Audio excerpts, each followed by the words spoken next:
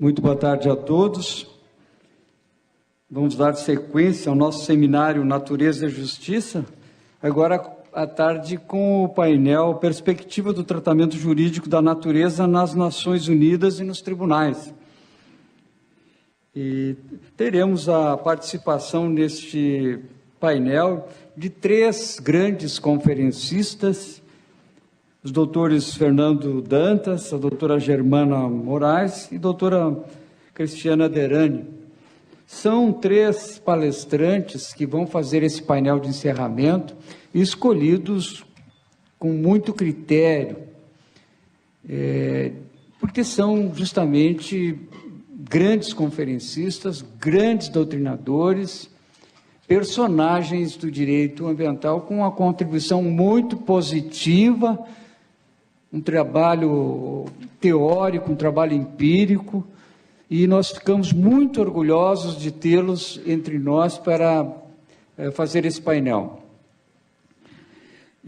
O currículo desses 3 grandes conferencistas, ele dispensa maiores comentários sobre os seus trabalhos. Portanto, eu vou passar de imediato a leitura do primeiro currículo, do Dr. Fernando Dantas, que vai nos fazer uma exposição sobre o tema Influência do Constitucionalismo Latino-Americano sobre a teoria e a prática dos direitos da Mãe Terra. O Dr. Fernando Dantas é doutor e mestre em Direito das Relações Sociais pela Universidade Federal do Paraná, é graduado em Direito, professor titular da Teoria do Direito da Universidade Federal de Goiás, professor e coordenador do Programa de Pós-Graduação em Direito Agrário da Universidade Federal de Goiás, membro da plataforma da ONU Harmony with Nature Knowledge Network, membro do Conselho Científico do Observatório da Justiça Brasileira, é professor visitante do Programa de Doutorado do Pensamento Latino-Americano da Universidade Nacional da Costa Rica, e tem experiência na área do direito, com ênfase em direitos socioambientais, indígenas e direitos humanos, atuando principalmente nos seguintes temas: Estado, direito, direito indígena, direito ambiental, multiculturalismo, diálogo intercultural, ciência, sociologia, direito e mudanças paradigmáticas, interculturalidade e povos indígenas. E ocupou vários cargos públicos, uma figura conhecidíssima, estimada de todos nós e admirada. Eu passo a palavra, então, ao Dr. Fernando Dantas para a sua conferência. Eu vou pedir desculpa, Fernando, para antes de você falar, e eu já estava esquecendo. Nós estamos contando na mesa com a presença do estimado amigo, juiz federal Hildo Peron, que é o nosso presidente da Associação dos Juízes Federais de Santa Catarina. E a JUFESC e o doutor Hildo não estão aqui na mesa apenas por estar, porque a JUFESC é uma das entidades promotoras e parceira, colaboradora desse evento. Desde o início, nós contamos com o apoio da JUFESC, o apoio na divulgação, inclusive o apoio financeiro, e é uma honra contar com a presença desse estimado colega Hildo Peron aqui na mesa. Ele vai me ajudar na cronometragem do tempo. Vejam que isso será rigorosíssimo, né? E porque ele é muito rigoroso. Então, Fernando, agora, desculpando, você tem a palavra.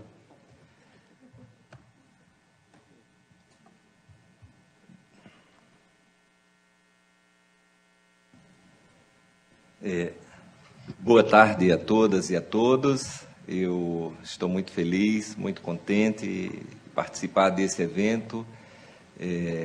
Eu tive uma experiência recente muito importante e muito interessante, que foi na magistratura da Primeira Região, em Santarém, no estado do Pará, onde estivemos reunidos em um seminário sobre direito amazônico, com todos os juízes e juízas interessados, na questão das diferenças e das complexidades amazônicas, em Santarém, no Pará, com a comunidade acadêmica, a comunidade científica e com grandes conhecedores, né, e, portanto, grandes sujeitos, grandes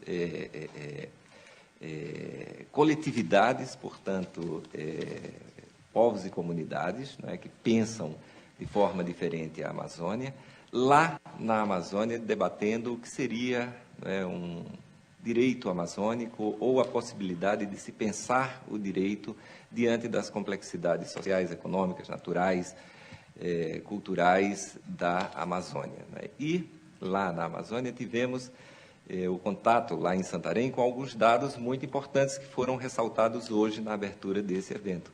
Dados relativos à dimensão, tanto da Amazônia como a dimensão da responsabilidade dos juízes, dos operadores da justiça na Amazônia, e principalmente da responsabilidade dos juízes e dos operadores, né, do direito na Amazônia, na Justiça Federal, que integram a primeira região. Um dado relevante: a primeira região da Justiça Federal é responsável por jurisdicionar mais de 80% do território brasileiro. Quer dizer, isso é algo que a gente não tem a dimensão, né, da sua importância, né, e da dimensão da sua complexidade.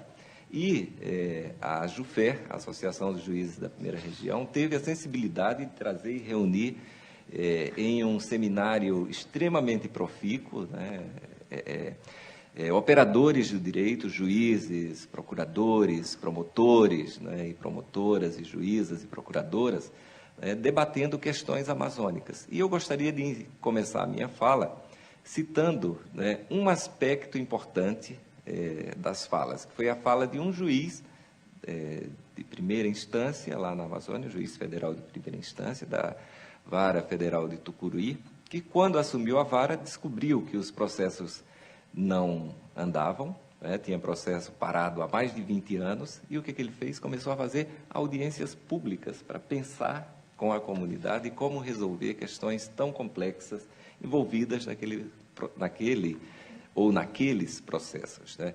E isso foi uma das experiências mais ricas, né, que eu já presenciei no ambiente, né, no debate sobre a efetivação de direitos. Digo isso sem temor nenhum, né, vindo de uma experiência, de uma prática judiciária, né, de um juiz lá no interior da Amazônia brasileira, na comarca, ou na jurisdição, ou na seção de Tucuruí, lá no interior do Pará. Depois a gente pode até conversar sobre isso. Então, isso me deixa muito feliz, porque hoje estou aqui, numa outra região, na quarta região, com uma diferença, com diferenças, não é, substanciais no que diz respeito àquilo que a gente debateu lá em Santarém, com a primeira região, e na companhia de pessoas tão caras, né, para a produção do conhecimento no Brasil, pessoas tão caras para a prática, não é, da justiça e, portanto, a efetivação do direito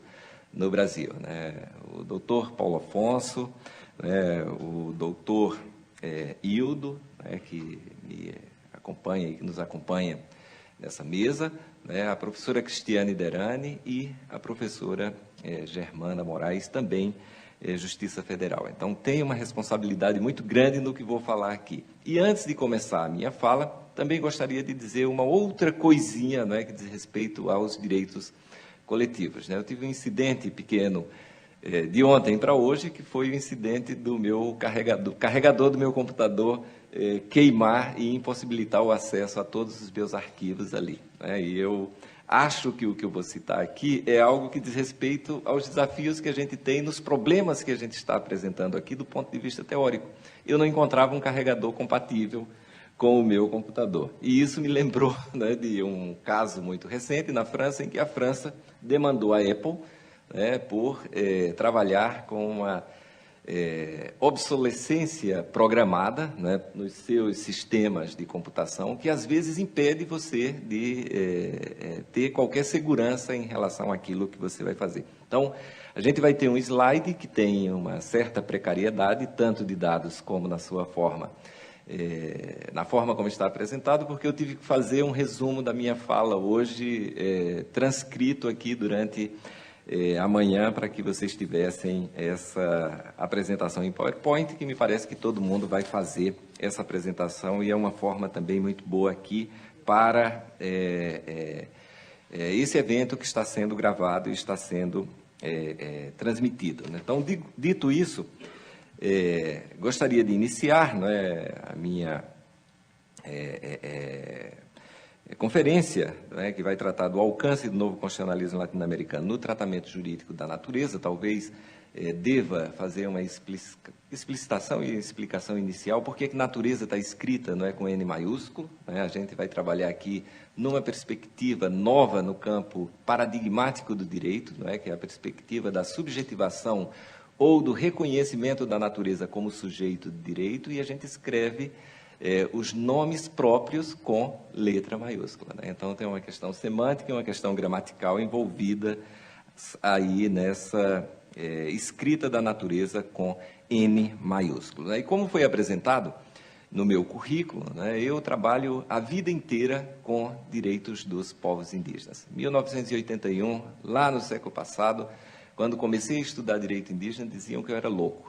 Na Faculdade de Direito do Recife, ninguém se dispunha a isso, e eu propus um pequeno projeto de iniciação científica que tratava a cultura dos índios Pancararu como direito. A gente nem pensava ainda que a Constituição Brasileira de 1988 traria um capítulo, né, referencial, né, à cultura como direito. Pois bem, evidentemente que isso foi resultado de vivências e de experiências com um povo indígena no interior de Pernambuco, o povo indígena Pancararu, e uma conflituosidade muito grande no que diz respeito tanto à terra como às identidades e às relações que esse povo mantinha ali no interior de Pernambuco. Resolvi estudar direito indígena desde então, e essa foi a minha trajetória acadêmica, né? Sempre insistindo que deveria me manter estudando essa temática. Todo mundo dizia que era loucura, todo mundo dizia que não teria lugar, não é, no campo, nem teórico, nem metodológico, nem prático do direito, e que eu seria condenado a ser um eterno pobre no campo do exercício profissional, porque é uma temática que não desperta nenhuma atenção. Pois bem, hoje, quer dizer, final da segunda década do século XXI, nós temos exatamente o tema direitos dos povos indígenas, né, e as relações que as cosmovisões específicas, diferenciadas dos povos indígenas têm, tanto no mundo social como no mundo, né, das relações com os elementos seres que integram esse mundo, uma centralidade importantíssima no debate internacional, portanto, em escala, não é, de jurisdição da Organização das Nações Unidas, sobre a elaboração da Declaração Universal dos Direitos da Mãe Terra, ou direitos da Madre Terra, que seriam os direitos da natureza, ou seja, aqueles direitos que decorrem de cosmovisões e de formas, não é, de ver e de construir mundos que eram, até pouco tempo, desprezados, invisibilizados e negados, né? Pois bem, eu dei esse título para a minha fala exatamente porque a gente tem uma história de negação, alguns autores chamam história de invisibilidade e invisibilização, né? Outros autores falam, né, em velamento, mas o que acontece com relação aos povos indígenas é uma história de negação das suas existências, negação das suas formas de ser, de fazer, de viver e de conhecer, né? Então, nós tivemos aí uma história marcada pela negação, e isso se transformou naquilo que um sociólogo de direito mexicano, Oscar Correa, chama de ideologia da negação, que começa com um fato muito simples, que às vezes a gente não se dá conta, né, desse fato tão importante na nossa história. Foram aqueles 37 anos, e aí se a gente considerar a nossa história a partir, né, da chegada ou da invasão ou do descobrimento, como alguns preferem, mas eu prefiro, né, ter uma linguagem decolonial, certo, em relação a essas questões, quer dizer, aqueles 37 anos, de 1500 a 1537, em que os povos indígenas foram considerados como animais, ou seja, não era considerada a humanidade dos povos indígenas. Você podia matar, você poderia tratar como uma formiga, uma barata, uma lagartixa, qualquer coisa, né? Os povos indígenas não eram humanos, não eram seres humanos. Então, isso me chamou muita atenção quando eu comecei a estudar direito, né? Aquela ideia naturalizada no campo do direito de que todas as pessoas que nascem com vida e nascem com forma humana, são sujeitos de direito, portanto, têm um conjunto de direitos, né, subjetivos atrelados a essa pessoa. Eu disse, não, tem alguma coisa errada aí, né? Porque existe na nossa história um processo de negação desse status de pessoa a povos, comunidades, grupos e sujeitos, né? E a gente tem aí um exemplo grande, o professor Antônio Carlos Volkmer, aqui de Santa Catarina, rola, né, quem são esses sujeitos numa classificação e numa sistemática muito interessante, né? Então, passei a ver e a tentar entender por que né, que os povos indígenas não foram considerados seres humanos, né, no início do processo de colonização no Brasil. Não foram considerados seres humanos simplesmente porque o que se queria era tomar posse, né, do Novo Mundo, e tomar posse do Novo Mundo pressupunha que não haveria, né, qualquer possibilidade de titularidade dos povos que aqui viviam e que aqui ainda vivem. Então, era preciso descaracterizar, inferiorizar, desqualificar e desconfigurar esses povos como pessoas e, portanto, negar-lhes, né, qualquer direito subjetivo a esses povos para facilitar o processo, né, de toma de possessão ou tomada, né, de posse desse território do Novo Mundo. E é aí que começa, né, todo o processo sistematizado, todo o processo institucionalizado de violência para com os povos indígenas, né, que só é cessado com a edição pelo Papa, em 1537, de uma encíclica papal, a encíclica Sublime Deus, né, que reconhece que os povos indígenas, que os índios são humanos, que eles têm alma, que eles não são animais, né? Então, essa negação e esse pequeno momento de negação significou, não é, negar não somente a possibilidade de existência objetiva, de existência física dos índios, mas também a possibilidade de existência cultural dos povos indígenas. Então, o Papa reconhece a humanidade dos índios e o governo colonial diz, são humanos, a gente não pode matar.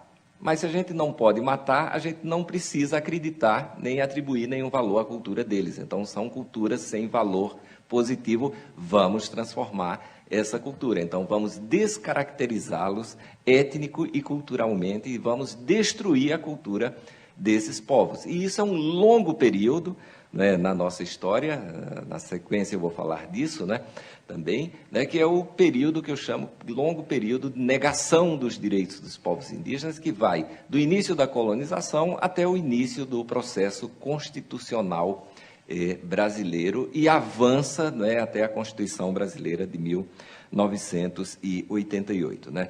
Esse período, né, esse longo período de negação, tanto das vidas, né, das formas de ser, fazer e viver dos povos indígenas, como das culturas, portanto, formas de conhecer dos povos indígenas e das identidades étnicas dos povos indígenas, gerou aquilo que a gente conhece muito bem, né, enquanto categorias jurídicas de crimes contra a humanidade, os crimes hoje, né, tipificados tanto em diferentes escalas, né, como genocídio e como etnocídio. Né, e a gente apontando aí para o futuro, né, um futuro que a gente tem de reconhecimento de direitos dos povos indígenas, que é o atual contexto, né, de hoje em relação ao direito desses povos, né, um futuro apontando para a possibilidade de configuração de um novo crime contra a humanidade, que seria o crime de epistemicídio, né, como é teorizado por Boaventura de Souza Santos, Raul Lhassag Fernandes e tantos outros autores que trabalham com essa categoria. Né. Pois bem, isso está, como diz um filósofo basco, Xavier Echeverría, está no cerne, né, da discriminação e no cerne das violências institucionalizadas para com os povos indígenas. Essa negação das suas existências enquanto vidas objetivas e negação de suas existências como culturas. Né? Pois bem, a gente dá um salto histórico, e isso é uma coisa importante, e vemos aqui e vocês veem aí no nosso slide, né, uma outra encíclica papal, já do século XXI, né, de 2015, que chama-se Laudato Si, né, que não reconhece que os índios são humanos. A Laudato Si reconhece que os índios têm um conhecimento em relação às relações sociais e às relações com a natureza extremamente complexo, e deve ser esse conhecimento paradigma, né, ou um novo paradigma de orientação de como a gente deve cuidar daqueles bens que são comuns. E não existe bem mais comum do que a nossa casa, o lugar onde a gente habita, né, a natureza. Então, evidentemente que cito aqui um outro documento internacional importante, né, que foi um documento elaborado ao longo da década de 1980, né, quando se começa na escala internacional a se trabalhar e deixar de lado a ideia colonial de que os índios deveriam perder a sua cultura, né, originária, e adotar a cultura colonial como a sua cultura, que foi a Convenção 169 da OIT, né, de 1989, e que foi adotada pelo sistema brasileiro e promulgada, né, por um decreto legislativo em 2004. Né? Então, vejam bem, qual é o alcance, né, que tem o novo constitucionalismo latino-americano quando reconhece, nos sistemas jurídicos contemporâneos, né, quando reconhece direitos coletivos, direitos comuns dos povos indígenas e oferece para o campo do direito, né, esses direitos como possibilidades de se pensar a vida na contemporaneidade sem destruir outras vidas e sem destruir a vida maior, que é a vida da nossa, ou a nossa casa comum. Né? E isso está muito bem expressado, não é, no próprio constitucionalismo brasileiro.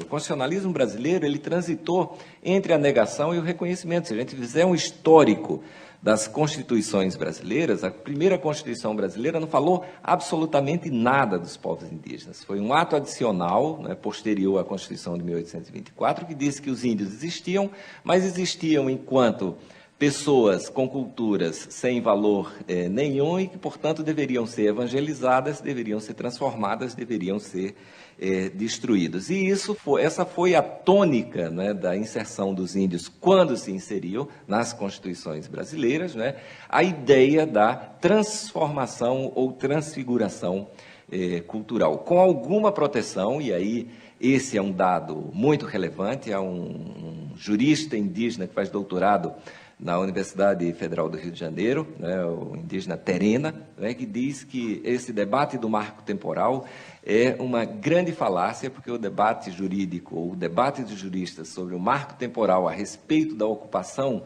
das territorialidades específicas, né, e coletivas de povos indígenas e comunidades tradicionais como os quilombolas, não pode e não tem o poder de apagar a história. Né? Então, essas territorialidades não existem a partir, né, da promulgação da Constituição Brasileira de 1988. Elas existem muito antes, né, do início da história oficial brasileira. Então, o novo constitucionalismo latino-americano, ele foi chamado, né, de um constitucionalismo primeiramente, né, de um constitucionalismo indigenista, depois foi chamado de constitucionalismo abdicador e depois chamado de constitucionalismo transformador.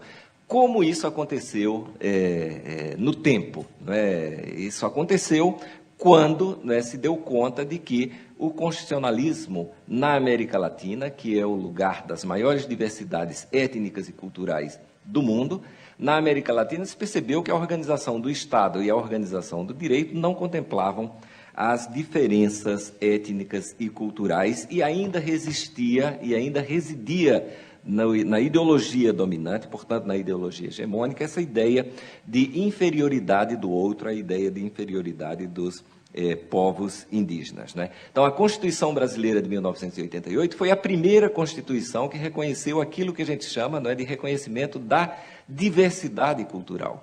E aí há um debate muito grande sobre o processo constitucional brasileiro por conta de não ter sido uma constituinte exclusiva ou por conta do próprio fato de coexistirem, não é, constituintes eleitos e constituintes biônicos não eleitos, né? Mas esse debate não invisibiliza e não inferioriza, não é, a dimensão do reconhecimento constitucional de questões importantes que já foram tratadas hoje na palestra do ministro Herman Benjamin, como o capítulo do meio ambiente, que cria, por exemplo, uma espécie, né, de subjetividade ou direitos para sujeitos que sequer existem. Portanto, uma subjetividade que, do ponto de vista concreto, não existe, que são as gerações futuras. Ou os direitos que tratam do patrimônio cultural, quer dizer, aqueles direitos que tratam a cultura como integrante, né, da nossa identidade, e os direitos dos povos indígenas, que são talvez o maior desafio para esses direitos. Portanto, o grande período da negação dos direitos no Brasil, o constitucional,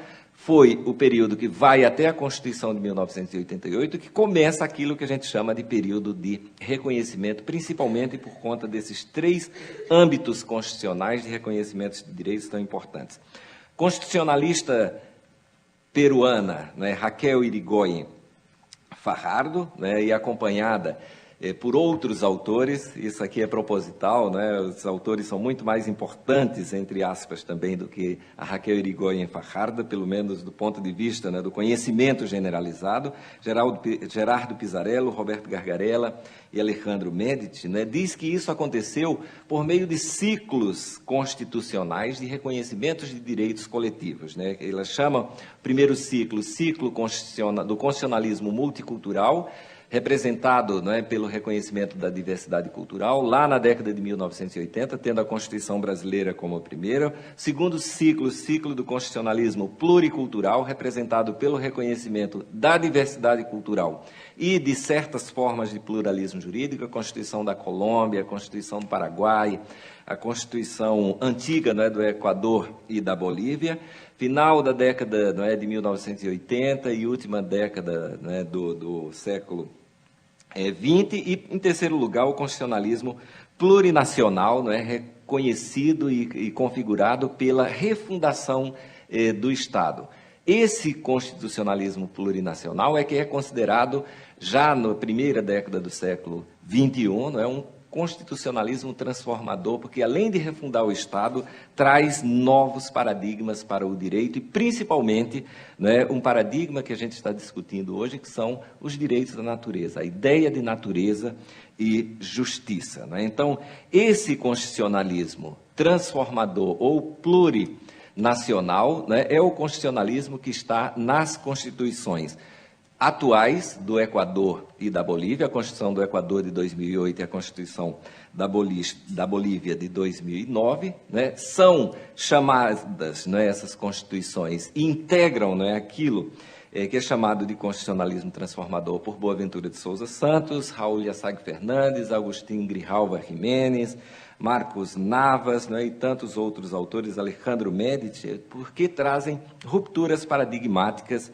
significativas, não é, no campo das categorias jurídicas clássicas que a gente é acostumado a manusear, utilizando-as ou negando-as, né? Em primeiro lugar, a ruptura paradigmática no que diz respeito às subjetividades, né? Quer dizer, esse novo constitucionalismo transformador, ele vai além do indivíduo enquanto subjetividade predominante no campo jurídico, portanto, nega algo que é muito utilizado e usualmente não é praticado no direito, que é o individualismo metodológico, né? Uma pessoa, um voto, uma pessoa, uma vontade, né? E um Estado, um direito, né? Quer dizer, então, sai da subjetividade individual e avança para as novas subjetividades históricas, né? O François Outard tem vasta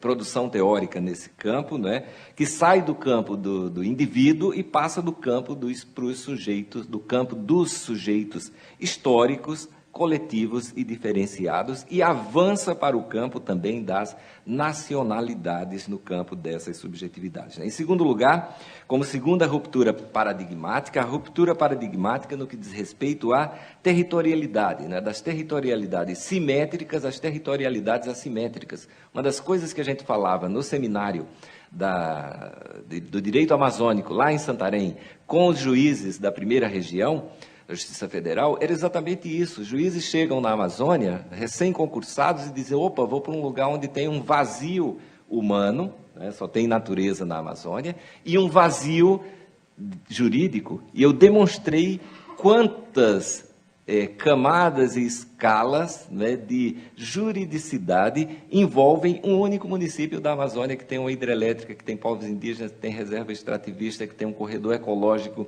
que tem uma linha de transmissão, que tem um rio caudal, né, portanto, transnacional, que tem povos indígenas, tem comunidades tradicionais, comunidades ribeirinhas, quer dizer, e demonstrei como, tanto no direito local, do direito local ao direito internacional, normas incidem nesse lugar. Então, essas territorialidades simétricas, como a gente aprende lá na faculdade, a gente está nos bancos escolares, né, aprende que o Brasil, né, é formado pela união indissolúvel dos estados, municípios e Distrito Federal. Na verdade, quer dizer, na cabeça da gente só existe isso. Quando a gente começa a discutir sobre territorialidades, por exemplo, de povos e comunidades, ou a territorialidade dos créditos de carbono, por exemplo, aí esticando para uma categoria muito nova. Hoje, a gente não sabe precisar quais são essas territorialidades, porque na nossa cabeça o território é o território do Novo Mundo, dividido pelo Tratado de Tordesilhas em 1492, o território brasileiro é o território das capitanias hereditárias, é o território das sesmarias, é o território, não é, das propriedades privadas da Lei de Terras de 1850, são os territórios que talvez se criassem, né, com o Estatuto da Terra, né, e com a reforma agrária, e a gente não consegue imaginar fora, não é, desse script, né, dos territórios que estão positivados no âmbito do direito. Pois bem, o novo constitucionalismo latino-americano cria territorialidades assimétricas e formas de governo dessas territorialidades que vão das formas locais de povos e comunidades, não é, que administram um território, a territórios absolutamente, né, abstratos, como é o território da geração dos créditos de carbono, que são negociados hoje nas bolsas de valores. A terceira categoria, né, e ruptura paradigmática é a categoria da juridicidade, que transita do monismo ao pluralismo jurídico. A quarta diz respeito, né, à tipificação ou tipo de Estado, né, ou forma ou sistema de Estado, né, mas é mais utilizado forma de Estado, né, do Estado nacional ao Estado plurinacional, as formas ou sistemas ou jeito, né, de governar, da representação democrática, as formas participativas e comunitárias interculturais de democracia, e, por último, a visão de mundo, né, do antropocentrismo ao biocentrismo. E aí, onde eu quero chegar, que vou dar aqui o passo inicial, talvez, do tema que vai ser mais e melhor abordado pelas professoras Cristiane Derani e pela professora Germana Moraes, né, que são os direitos da natureza como ruptura paradigmática, né? Pois bem, o que são esses direitos da natureza, né? Como é que eles se configuram? Como que eles entraram no novo constitucionalismo latino-americano, um constitucionalismo que foi chamado de forma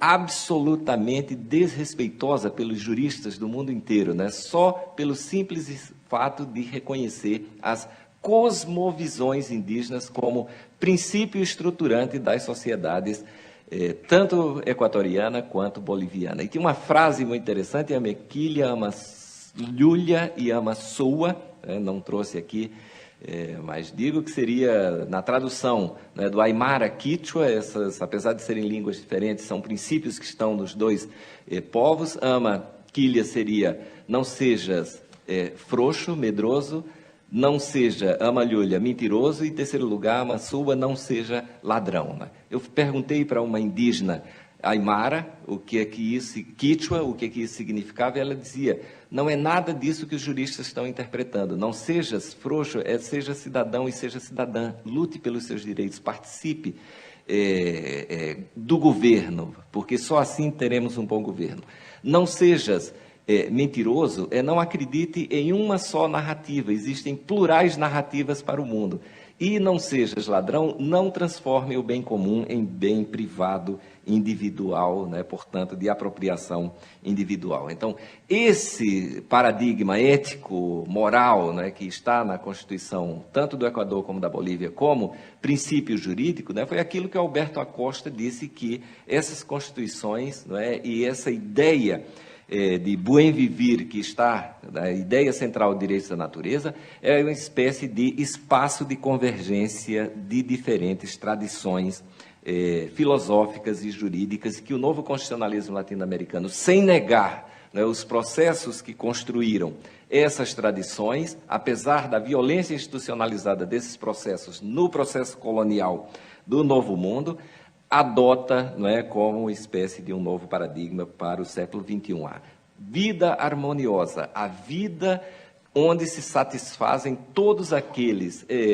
requisitos para bem viver ou buen vivir, sem se submeter, não é, a uma forma de relação com o mundo e uma forma de produção econômica, que é a grande crítica que a ideia do buen vivir e dos direitos da natureza faz enquanto um paradigma não capitalista e, mais ainda, pós-capitalista, como muitos autores trabalham. Então, a Constituição do Equador e a Constituição boliviana reconhecem os direitos da natureza por meio dos direitos do buen vivir, chamados em Aymara como sumac causai, aliás, em Quichua como sumac causai, em Aymara como suma camania e em Guarani, aqui dos nossos índios, como Nyanderecô ou vida harmoniosa. Quer dizer, o que isso significa no campo do direito, você ter essas categorias para as quais a gente não tem nenhuma interpretação jurídica dos operadores clássicos e modernos do direito que dê conta do alcance,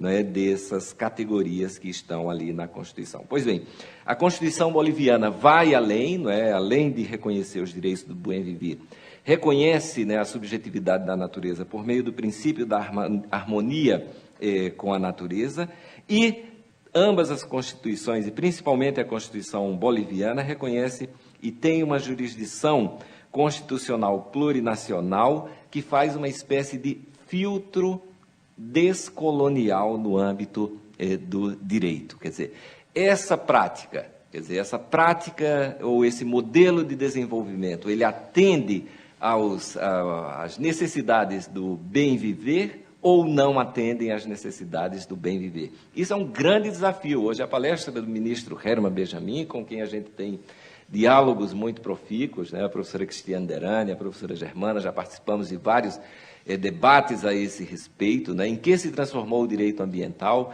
quais as possibilidades, né, de um ecological law, não é, professora Cristiane Derani, na democratização da gestão, né, dessas relações com a natureza, e o que significa, não é, essa subjetivação da natureza, como e como acontece nas constituições do Equador e da Bolívia, vindos, né, a partir de uma consciência pachamamística, como é conhecida, né, ou seja, uma consciência do cuidado com a nossa casa comum.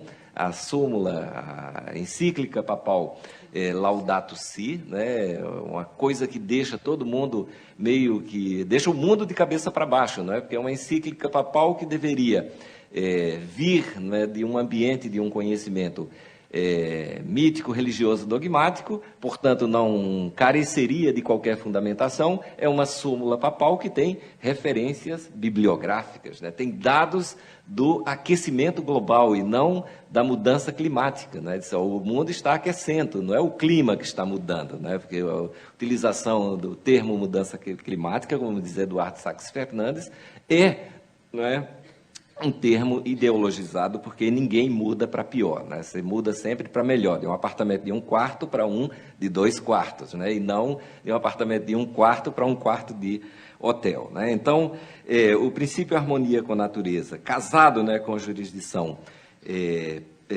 constitucional plurinacional, e na Bolívia essa jurisdição é extremamente especializada por meio do Tribunal Plurinacional Agroambiental, né? Quer dizer, que vai da proibição do cultivo de sementes transgênicas, né, a outros aspectos, né, como o uso de agrotóxicos ou o incentivo, né, a economias e consumo, né, da produção local, a saber, né, se uma determinada prática está ou não de acordo com os princípios da natureza, dos direitos da natureza, portanto, dos direitos da Madre Terra, reconhecidos na Constituição, né? E, por último, Evidentemente que isso vai ser tratado tanto pela professora Germana como pela professora Cristiane Derani. Esse reconhecimento, não é, das cosmovisões indígenas no âmbito constitucional, que aqui no Brasil mesmo tivemos alguns juristas dizendo são constituições poéticas, são constituições que não têm rigor terminológico, que não têm rigor científico, porque estabelece categorias para as quais, não é, o direito não construiu ainda conceitos, não é? Quer dizer, nada disso, não é, foi o suficiente para desqualificar, não é, esse reconhecimento de direitos e esse conjunto de direitos. Tanto é que a Organização das Nações Unidas, e aí a gente não tem como desconsiderar, não é, o papel da Organização das Nações Unidas, dos tratados internacionais e dessa escala internacional, não é, de direitos humanos, mantém hoje talvez um dos grandes, né, novos momentos, né, das Nações Unidas, o diálogo interativo para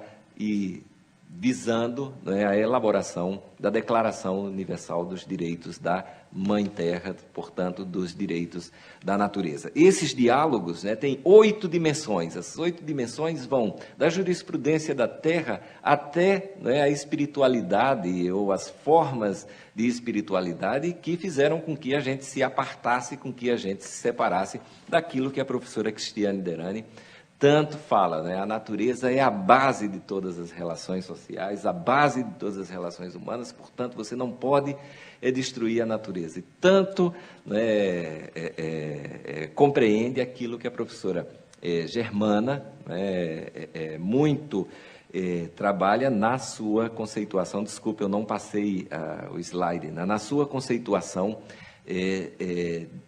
de sistemas ecocêntricos, né, de vida no mundo atual. Evidentemente que a proposta da ONU é uma proposta de diálogos extremamente democráticos. A gente tem, né, nessa plataforma, né, Harmony with Nature, a gente tem desde, né, sábios indígenas, como os amaltas bolivianos, né, a sábios amazônicos brasileiros, né? Eu me lembro muito bem na época da construção da hidrelétrica de Tucuruí, que tinha sido um desafio. Construímos uma hidrelétrica no meio da floresta amazônica e como é que a gente vai transmitir essa energia? Por Bluetooth?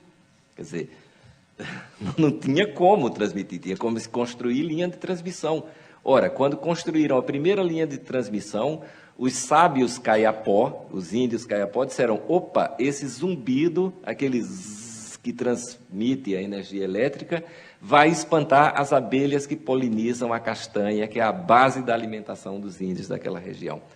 Os cientistas não sabiam disso, não sabiam disso. Dito e feito, implantaram a transmissão de energia, acabaram-se as castanhas e afugentaram-se as abelhas. Do mesmo modo, os sábios lá dos índios Vaimiri Atroari, né, que agora estão, e ainda bem que a Justiça Federal do Amazonas concedeu uma liminar, porque no processo, né, de licenciamento da construção do Linhão, lá de Balbina e Tucuruí, para levar energia para Roraima, não consultaram as comunidades indígenas como manda a Convenção 169 da OIT.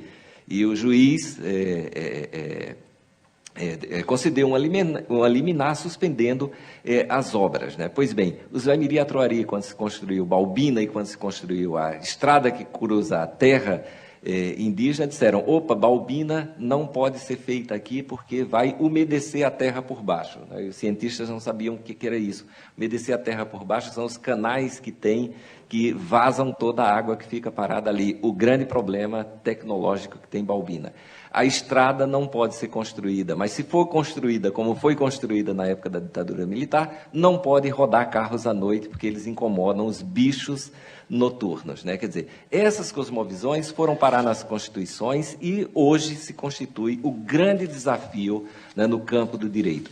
Acredito, não é, que o reconhecimento da subjetividade dos rios, que a gente tanto ouve falar e que hoje, né, o Busaglo Dantas, né, falou e citou, mas muito en passant, né, como reconhecimento do rio Atrato, né, na Colômbia, do rio Vilcabamba, no Equador, né, da Amazônia e do rio Ganges e Iamuna, e dos rios da Nova Zelândia como sujeito de direito, da proposição que temos, né, de reconhecimento do Rio Doce como sujeito de direito, é algo que está fazendo e construindo, não é, novas formas paradigmáticas de pensar essa relação entre os seres que habitam essa casa comum que é a natureza, que é a Terra, nós e os outros seres.